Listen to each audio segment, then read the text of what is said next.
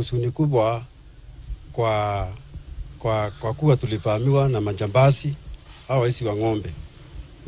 Walipotuvamia waliua watu wetu, wakapika mpaka OCS risasi. Sasa naomba serikali yetu ya Bwana Mheshimiwa Ruto atuongeze NPR ili kwamba tuwe na security huko, maana kama wangekuwa wengi tungepambana na wao mambandits.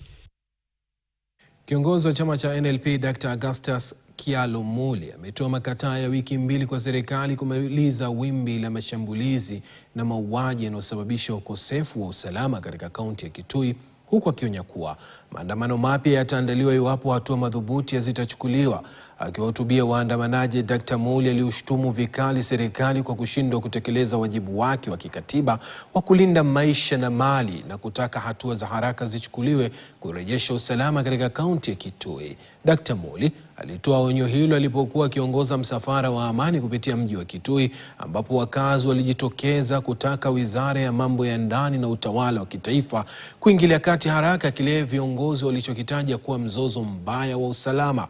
Maagizo hayo yanakuja huku kukiwa na hali ya wasiwasi kutokana na msururu wa mauaji ya kikatili baada ya miili ya watu 4 kupatikana siku 2 zilizopita. Alionya kuwa wakazi hawatanyamaza huku maisha ya watu wasio na hatia yakiendelea kupotea na kuvitaka vyombo vya usalama kuchukua hatua haraka na madhubuti dhidi ya waliohusika na mauaji hayo. Kila mmoja wetu ambaye anaishi katika Jamhuri ya Kenya ako na amani. Katiba inapeana haki yenye huwezi chukua kwa mtu. Haki ya uhai, haki ya kuwa na mali na haki ya kuishi mahali popote unataka. Tunataka kuona action.